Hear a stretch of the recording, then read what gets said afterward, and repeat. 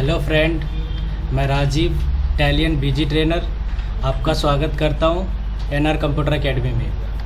तो बेसिकली आज की वीडियो हम देखेंगे कि आपकी जितनी भी एडजस्टमेंट होती है जो ड्यूटी एंड टैक्सेस में होती है वो आप कैसे एडजस्ट कर सकते हो।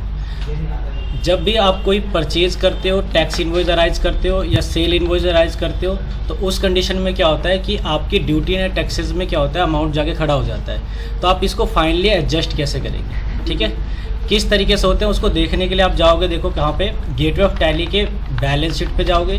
बैलेंस शीट पे आप जैसे ही जाने के बाद ऑल्ट F1 करोगे तो यहाँ पे आपको व्यू होगा duty and taxes. Duty and taxes में देखो यहाँ पे सो रहा है कि 1200 रुपये कितना, ये आपका क्या है, पेबल है। क्योंकि जब भी आपका बैलेंस प्लस में सो तो ये मान के चल लो कि ये पैसे आपको किसको देने हैं, गवर्नमेंट को देने हैं। लेकिन आपका यहाँ पे बैलेंस माइनस में सो रहा हो तो समझ लो ये इनपुट है आपका और अभी भी आपको एडजस्ट करना है जब आप सेल करेंगी। इस पर मैं एंटर करता हूँ। एंटर करने के बाद मेरे को कुछ यहाँ पे डाटा भी हो रहा है, जैसे यहाँ पे इनपुट का हो रहा है और आउटपुट का हो रहा है। तो जितने भी आपकी डेबिट साइड जितने भी बैलेंस हो रहे हैं वो आपकी इनपुट है। मीन्स जब भी आपने कोई परचेज बिल अराइज किया होगा तो उसके ऊपर आपने जो टैक्स सामने वाले को दिया है वो आपकी सारी की सारी कहाँ व्यू होगी, ड्यूटी एंड टैक्सेस के डेबिट साइड में। और सेल्स, अब जो भी आपका क्रेडिट में दिख रहा है इसका मतलब है कि जितने भी आपने सेल करा है, ठीक है, मीन्स सामने वाले से टैक्स आपने लिया है, वो सारा का सारा कहाँ पे व्यू होगा, क्रेडिट साइड्स के अंदर, ठीक है। तो ये दोनों जो आपके टैक्सेस दिख रहे हैं, इनपुट का और आउटपुट का, इसी को हमें क्या करना होता है, एडजस्ट करना होता है एंड ऑफ मंथ। क्योंकि एंड ऑफ मंथ आप जैसे आप पेमेंट करते हैं तो यहाँ पे आपकी ड्यूटी एंड टैक्सेस में आपके बैलेंस क्या होना चाहिए, जीरो होना चाहिए, या जितना भी इनपुट बच रहा है वो होना चाहिए, या आपकी जो टैक्सेबल है वो एडजस्ट होने के बाद में इसकी पेमेंट होनी चाहिए। तो आइए देखते हैं कि इसकी एडजस्टमेंट करते कैसे हैं। तो फर्स्टली आपको क्या करना है, क्योंकि जब एडजस्ट करने के लिए आप जाओगे तो ये डाटा आपका हो सकता है आगे पीछे व्यू। तो फर्स्टली आप इसको एक नोटबुक में रिकॉर्ड कर लो तो ज़्यादा इजी रहेगा आपको एडजस्ट करने के लिए, ठीक है। अदरवाइज़ आप ऑल्ट G का यूज करके बार बार यहाँ पे व्यू करके भी कर सकते हो। तो अकॉर्डिंग टू मी सही रहेगा आपको कि अगर आप नोटबुक में आप नोट कर लोगे इस डाटा को और देन एडजस्ट करोगे तो ज़्यादा ईजी रहेगा। तो चलो चलते हैं, देखते हैं इसकी एडजस्टमेंट कैसे होती है।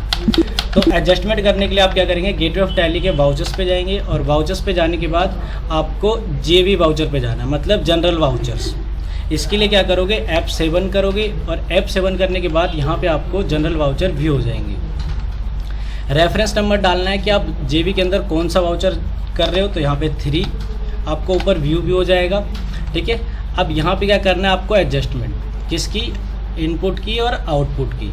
तो ये चीज़ ध्यान रखना कि जो भी आपका इनपुट होता है, तो आप देखो इनपुट में जो बैलेंस है उसको कम करने के लिए क्या करना पड़ेगा, मेरे को आउटपुट करना पड़ेगा, और जो आउटपुट में बैलेंस है उसको कम करने के लिए क्या करना पड़ेगा, मेरे को इनपुट करना पड़ेगा। क्योंकि रिवर्स होगी जब भी, तो लायबिलिटी को कम करने के लिए क्या करनी पड़ेगी, इनपुट करनी पड़ेगी, मतलब क्रेडिट करना पड़ेगा। तो अब देखो इसको करना कैसे है। तो डेबिट साइड में आप क्या करोगे, जो भी आपकी आउटपुट साइड है, ठीक है ना, तो आउटपुट साइड यहाँ पे देखो हमारी कौन सी है, आउटपुट CGST। क्या है हमारे पास, आउटपुट CGST।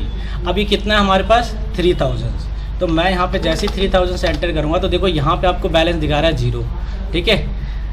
आप चाहो तो इस सभी की एडजस्टमेंट सिंगल भी कर सकते हो, लेकिन मैं जो यहाँ पे करूँगा जितने भी बैलेंस है उसकी कंबाइन करूँगा, ठीक है।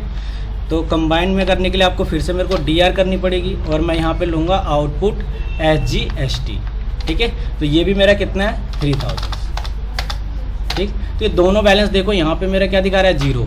मीन्स जो आउटपुट का जो मेरा टैक्स था, जैसे ही मैंने इसको डेबिट करा, क्योंकि वहाँ पे क्रेडिट साइड हो रहा था, तो जैसे ही मैंने डेबिट करा तो मेरा बैलेंस क्या हो गया है, 0 हो गया। अब आ जाती है क्रेडिट। तो क्रेडिट में क्या होगा, जो भी आपकी इनपुट बैलेंस थी वो करना है, वो आपकी सारी क्या होगी, क्रेडिट साइड होगी। तो हम सबसे पहले लेते हैं इनपुट CGST, ठीक है, 9%। तो 9% में कितना था इनपुट CGST आपका 1800 रुपये है। ये आप एंटर करोगे और यहाँ पे देखोगे बैलेंस आपका क्या हो गया है, 0 हो गया है। फिर एंटर करना है, फिर आपको लेना है इनपुट SGST, ठीक है। अब पहले 18 वाला ही कर लेते हैं, तो 99 था हमारा, तो SGST का ले लेते हैं। तो इसका भी हमारा कितना बैलेंस था, 1800, ठीक है। अब एंटर करने के बाद आपको क्या करना है, यहाँ पे और देख लो क्या क्या बैलेंस पड़ा हुआ है। तभी तो 6% का भी बैलेंस हमारे पास पड़ा हुआ है ना, 6% का है। तो आपको 6% का भी ले लेना इनपुट GST, सॉरी CGST कितना है 6%, और 6% में कितना टैक्स है हमारा 600 रुपये, तो ये भी आपका जीरो हो जाएगा। इसी तरीके से आपको लेना है इनपुट SGST 6% का, और इसको भी करोगे तो आपका क्या हो जाएगा, जीरो हो जाएगा, ठीक है ना। तो इस तरीके से आपका क्या कर सकते हो, एडजस्ट कर सकते हो। अब देखो यहाँ पे ये तो हमारे एडजस्टमेंट कर दी, सॉरी यहाँ पे 600 लेना है, ठीक है। और बाकी का जो बैलेंस बचेगा आपका, वो आपका कहाँ चला जाएगा, ड्यूटी एंड टैक्सेस में। पर आपको ये देखनी पड़ेगी कि कौन सी साइड आपकी बड़ी है। अब यहाँ पे देखो डेबिट साइड में मेरा कितना आ रहा है 600 रुपये, और इसमें 6,000 रुपये, और इसमें आपका कितना आ रहा है 4,800 रुपये आ रहा है, ठीक है।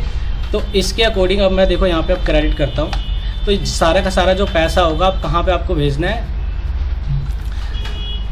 GST पेबल के अंदर, ठीक है ना, क्योंकि जो भी मेरे एडजस्टमेंट थी वो तो मैंने सारी कर दी, तो GST पेबल के अंदर आपको भेजना है। तो Alt C करोगे यहाँ पे, और यहाँ पे बनाओगे GST,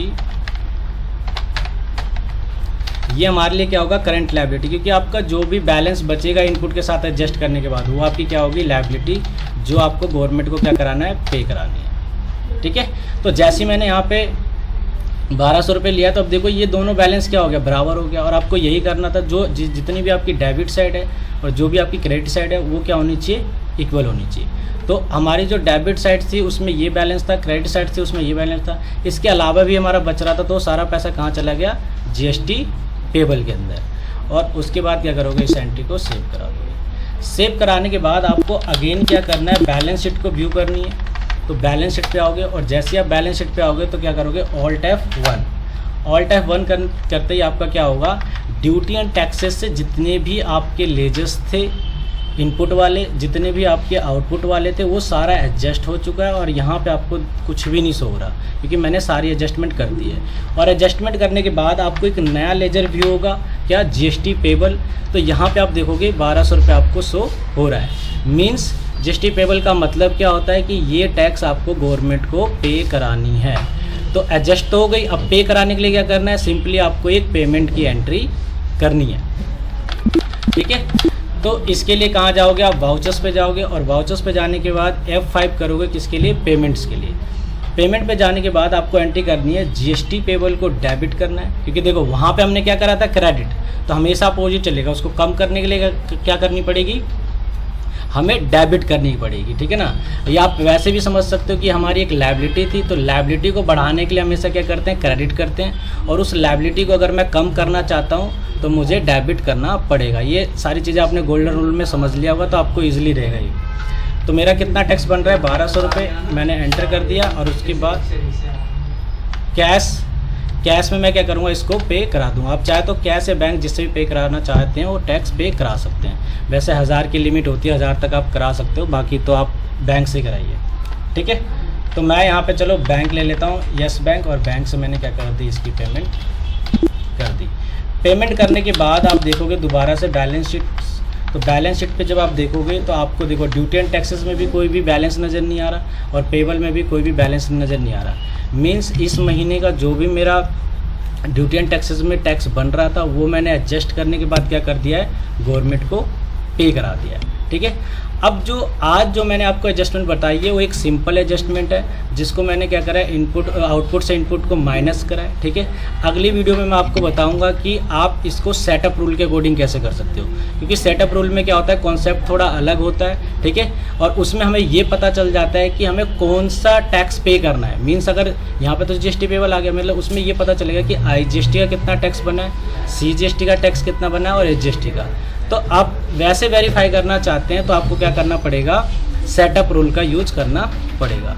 तो आज के वीडियो में फ़िलहाल इतना ही। हम मिलते हैं नेक्स्ट वीडियो में, जिसमें हम देखेंगे कि सेटअप रूल के साथ GST को कैसे एडजस्ट कर सकते हैं। So thank you so much. Video को कमेंट करना, लाइक करना, अगर ये मेरी वीडियो पसंद आई है तो आगे शेयर करना। Thank you so much.